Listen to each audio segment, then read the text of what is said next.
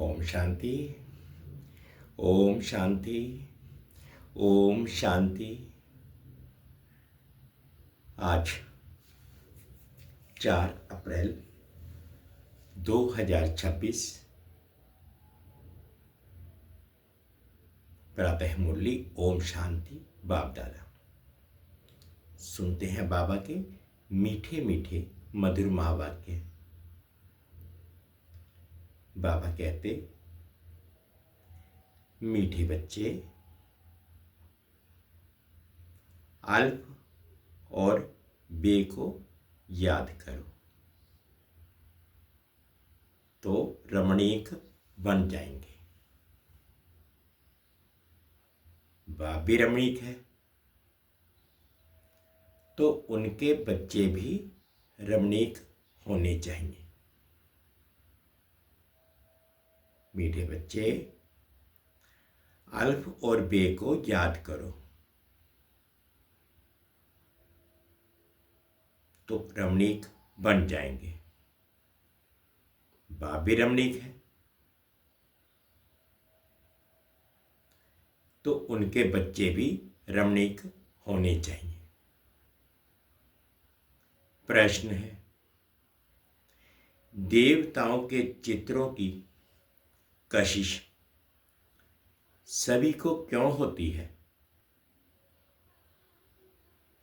उनमें कौन सा विशेष गुण है? देवताओं के चित्रों की कशिश सभी को क्यों होती है? उनमें कौन सा विशेष गुण है? तो उत्तर में बाबा कहते हैं,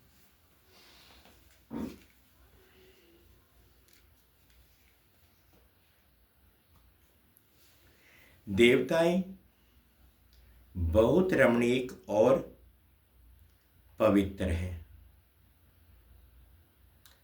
रमणीकता के कारण उनके चित्रों की भी कशिश होती है।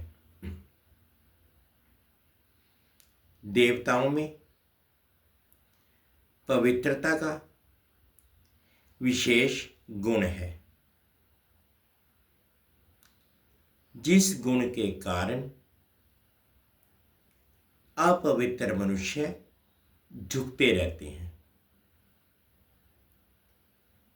रमणीक वही बनते हैं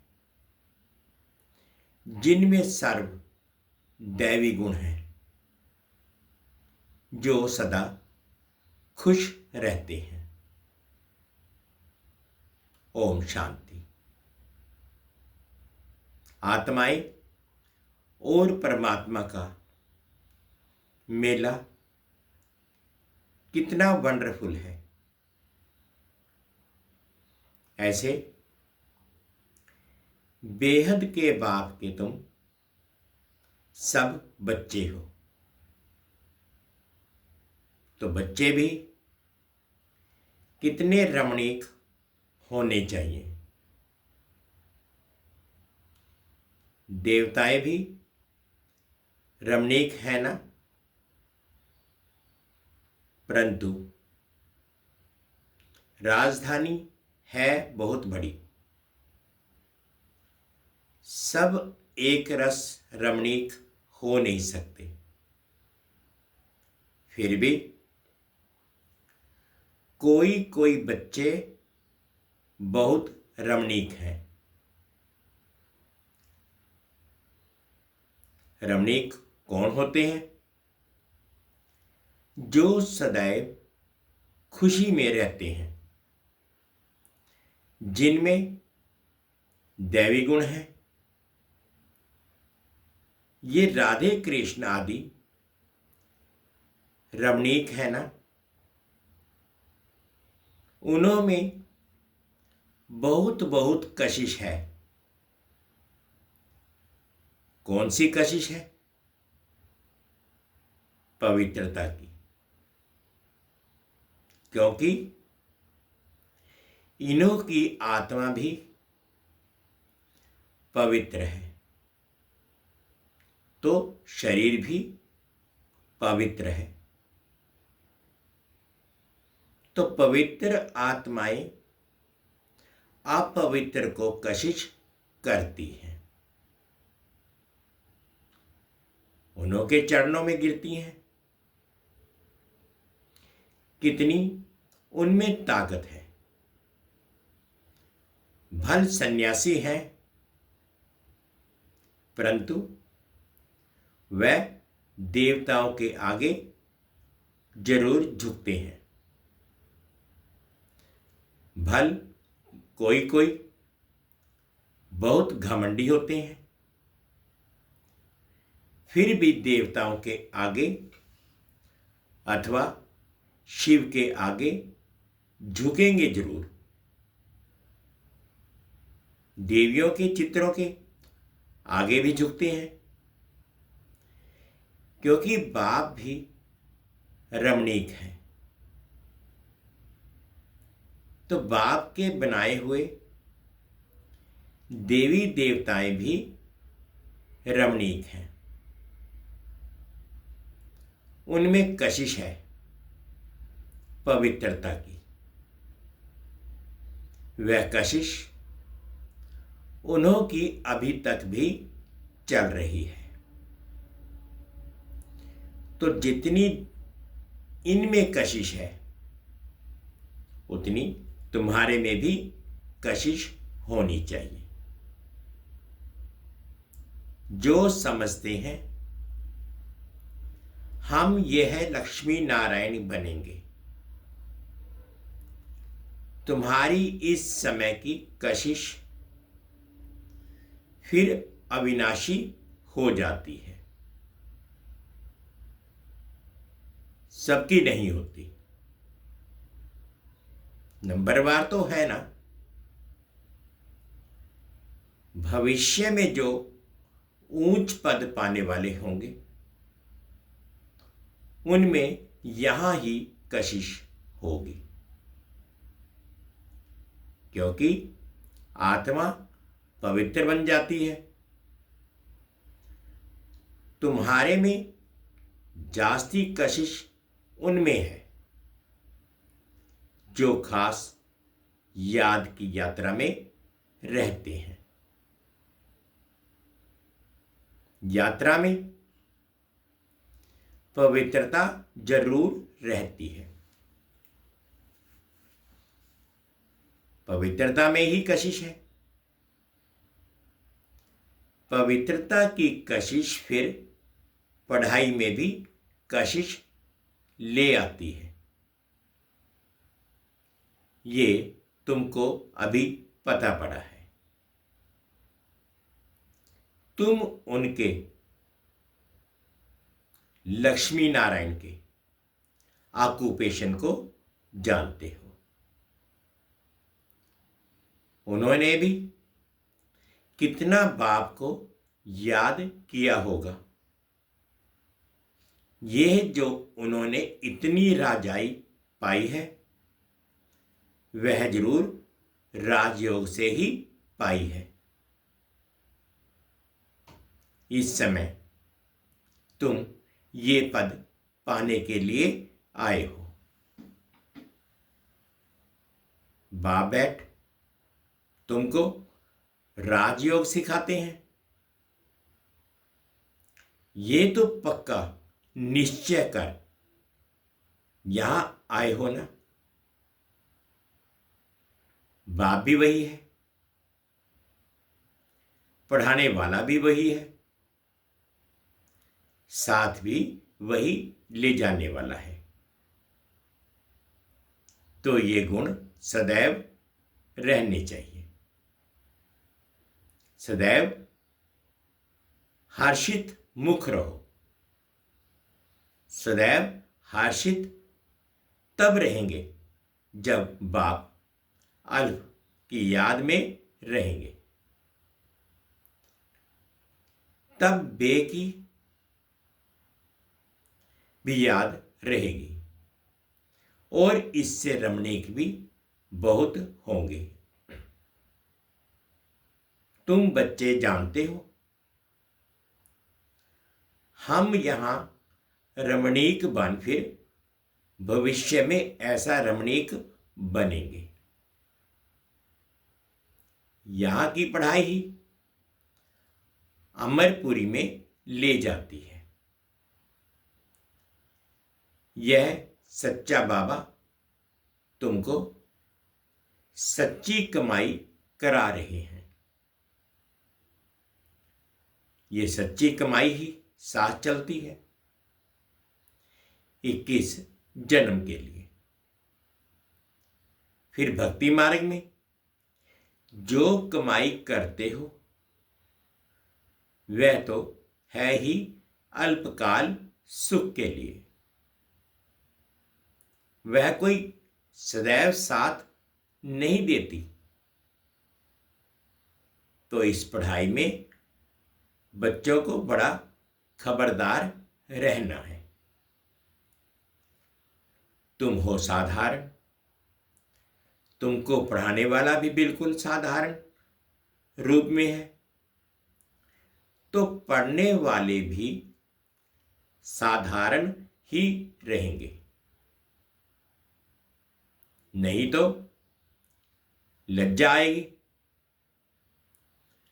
हम ऊंचे कपड़े कैसे पहने? हमारे मम्मा बाबा कितने साधारण हैं, तो हम भी साधारण हैं। वह साधारण क्यों रहते हैं? क्योंकि वनवाह में है ना। अभी तुमको जाना है, यहां कोई शादी नहीं करनी है। वो लोग जब शादी करते हैं तो कुमारी वनवाह में रहती है, मैले कपड़े पहनती है, तेल आदि लगाती है, क्योंकि ससुर घर जाती है। ब्राह्मण द्वारा सगाई होती है। तुमको भी जाना है ससुर घर। रावणपुरी में रावणपुरी से रामपुरी अथवा विष्णुपुरी में जाना है। तो यह वनवाह का रिवाज इसलिए रखा है कि कोई भी अभिमान देह का व कपड़ों आदि का ना आए। किसको हल्की साड़ी है, दूसरे को देखते हैं कि इनके पास तो ऊंची साड़ी है, तो ख्याल चलता है, सोचते हैं कि ये तो वनवाह में है नहीं। लेकिन तुम वनवाह में ऐसे साधारण रहते हुए कोई को इतना ऊंचा ज्ञान दो, इतना नशा चढ़ा हुआ हो, तो उसे भी तीर लग जाए। भल बर्तन मांजते रहो व कपड़ा साफ करते रहो। तुम्हारे सामने कोई आए तो तुम झट उसको अल्प की याद दिलाओ। तुमको वह नशा चढ़ा हुआ हो और सादे कपड़ों में बैठ किसको नॉलेज देंगे तो वह भी वंडर खाएंगे। इनमें कितना ऊंच ज्ञान है। यह ज्ञान तो गीता का है और भगवान का दिया हुआ है। राजयोग तो गीता का ज्ञान ही है। तो ऐसे नशा चढ़ता है, जैसे बाबा अपना मिसाल बताते हैं। समझो, हम बच्चों के साथ कोई खेल कर रहा हूं। कोई जिज्ञासु सामने आ जाता है तो झट उनको बाप का परिचय देता हूं। योग की ताकत योग बल होने के कारण वह भी वहां ही खड़ा हो जाएगा। तो वंडर खाएगा कि ये इतना साधारण, इसमें इतनी ताकत, फिर वह कुछ भी बोल नहीं सकेगा। मुख से कोई बात निकलेगी नहीं। जैसे तुम वाणी से परे हो, वैसे वह भी वाणी से परे हो जाएंगे। ये नशा अंदर में होना चाहिए। कोई भी भाई अथवा बहन आए तो उनको एकदम खड़ा करके विश्व का मालिक बनाने की मत दे सकते हैं। अंदर में इतना नशा होना चाहिए। बाबा कहते अपनी लगन में खड़ा हो जाना चाहिए। बाबा सदैव कहते हैं तुम्हारे पास ज्ञान तो है, परंतु योग का जौहर नहीं है। प्योरिटी और याद में रहने से ही जौहर आता है। याद की यात्रा से तुम पवित्र बनते हो, ताकत मिलती है। ज्ञान तो है धन की बात। जैसे स्कूल में पढ़कर एमए, बीए आदि करते हैं तो इतना फिर पैसा मिलता है। यहां की दूसरी बात है, भारत का प्राचीन योग तो मशहूर है। ये है याद। बाप सर्वशक्तिमान है, तो बच्चों को बाप से शक्ति मिलती है। बच्चों को अंदर में रहना चाहिए। हम आत्माएं बाबा की संतान हैं, परंतु बाबा जितने हम पवित्र नहीं हैं, परंतु बाबा जितने हम पवित्र नहीं हैं। अब बनना है। अभी है एम ऑब्जेक्ट। योग से ही तुम पवित्र बनते हो। जो अनन्य बच्चे हैं वे सारा दिन यही ख्यालात करते रहेंगे। कोई भी आए तो उनको हम रास्ता बताएं। तरस आना चाहिए। बेचारे अंधे हैं। अंधे को लाठी पकड़ाकर ले जाते हैं ना, ये सब अंधे हैं। ज्ञान चक्षु है ना। बाबा कहते ये सब अंधे हैं, ज्ञान चक्षु है नहीं। अभी तुम्हें ज्ञान का तीसरा नेत्र मिला है तो सब कुछ जान गए हो। सारे सृष्टि के आदि मध्य अंत को हम अभी जानते हैं।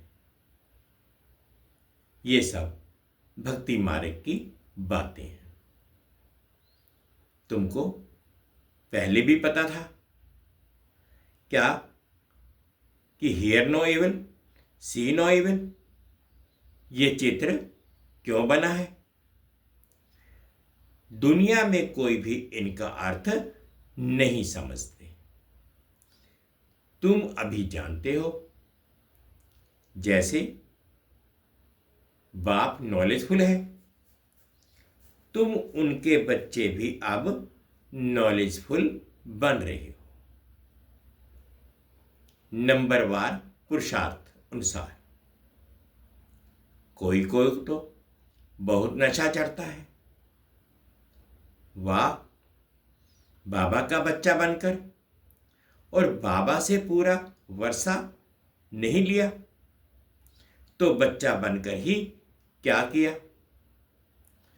रोज रात को अपना पोता मेल देखना है। बाबा व्यापारी है ना, व्यापारियों को पोता मेल निकालना सहज होता है। गवर्नमेंट सर्वेंट को पोता मेल निकालना नहीं आता है, ना वह सौदागर होते हैं। व्यापारी लोग अच्छा समझेंगे। तुम व्यापारी हो, तुम अपने नफे नुकसान को समझते हो। रोज खाता देखो, मुरादी संभालो। घाटा है व फायदा है। सौदागर हो ना, गायन है ना, बाबा सौदागर रत्नागर है। अविनाशी ज्ञान रत्नों का सौदा करते हैं, ये भी तुम जानते हो। नंबरवार पुरुषार्थ अनुसार सब कोई श्रूड बुद्धि नहीं है। एक कान से सुनते हैं, फिर दूसरे से निकल जाता है। झोली में छेद से निकल जाता है, झोली भरती नहीं है। बाप कहते हैं धन दिए धन ना खूटे। बाप कहते हैं धन दिए धन ना खूटे। अविनाशी ज्ञान रत्न है ना। बाप है रूप संत, आत्मा तो है, उनमें ज्ञान है, तो तुम उनके बच्चे भी रूप संत हो। आत्मा में नॉलेज भरी जाती है, उनका रूप है, भल आत्मा छोटी है। रूप तो है ना, उनको जाना जाता है, परमात्मा को भी जाना जाता है। सोमनाथ की भक्ति करते हैं तो इतने छोटे स्टार की क्या पूजा करेंगे? पूजा के लिए कितने लिंग बनाते हैं? शिवलिंग छत जितना बड़ा भेड़ा भी बनाते हैं। यूं तो है छोटा, परंतु मर्तबा तो ऊंच है ना। बाप ने कल पहले भी कहा था कि इन जप तप आदि से कोई प्राप्ति नहीं होती। ये सब करते नीचे ही गिरते जाते हो। सीढ़ी नीचे उतरते जाए। तुम्हारी तो अब चढ़ती कला है। तुम ब्राह्मण पहले नंबर के जिन हो। कहानी है ना, जिन ने कहा हमको काम नहीं देंगे तो खा जाएंगे, तो उनको काम दिया, सीढ़ी चढ़ो और उतरो, तो उनको काम मिल गया। बाबा ने भी कहा है कि ये बेहद की सीढ़ी तुम उतरते हो फिर चढ़ते हो। तुम ही फुल सीढ़ी उतरते और चढ़ते हो। जिन तुम हो, दूसरे कोई फुल सीढ़ी नहीं चढ़ते हैं।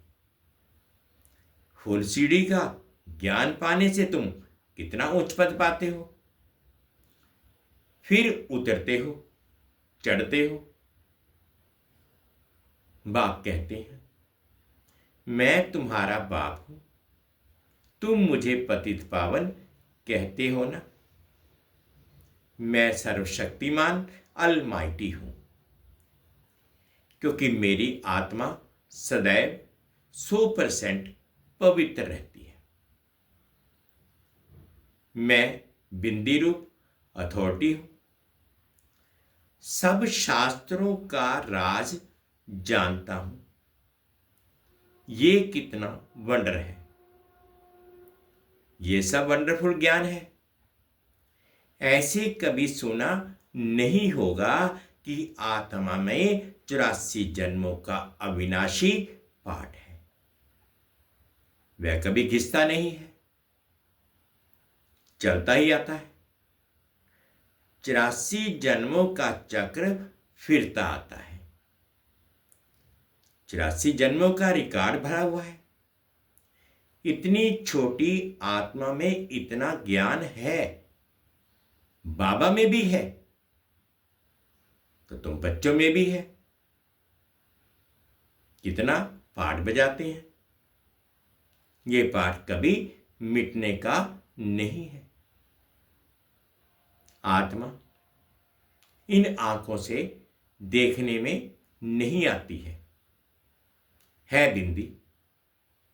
बाबा भी कहते हैं, मैं ऐसा बिंदी हूं।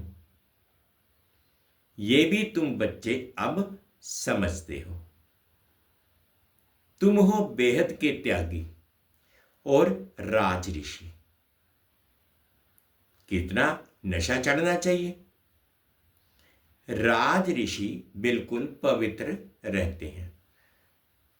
राज ऋषि होते हैं सूर्यवंशी, चंद्रवंशी, जो यहां राजाई प्राप्त करते हैं, जैसे अब तुम कर रहे हो। ये तो बच्चे समझते हैं कि हम जा रहे हैं, खिवैया के स्टीमर में बैठे हैं, और ये भी जानते हैं ये पुरुषोत्तम संगम युग है। जाना भी जरूर है, पुरानी दुनिया से नई दुनिया में, वाया शांति धाम। ये सदैव बच्चों की बुद्धि में रहना चाहिए। जब हम सतयुग में थे तो कोई खंड नहीं था, हमारा ही राज्य था। अब फिर से योग बल से अपना राज्य ले रहे हैं, क्योंकि समझाया है योग बल से ही विश्व की राजाई पा सकते हैं। बाहुबल से कोई नहीं पा सकते। ये बेहद का ड्रामा है, खेल बना हुआ है। इस खेल की समझानी बाप ही देते हैं। शुरू से लेकर सारी दुनिया की हिस्ट्री ज्योग्राफी सुनाते हैं। तुम सूक्ष्म वतन, मूल वतन के राज को भी अच्छी रीति जानते हो। स्थूल वतन में इनका राज्य था, अर्थात हमारा राज्य था। तुम कैसे सीढ़ी उतरते हो वह भी याद आ गया।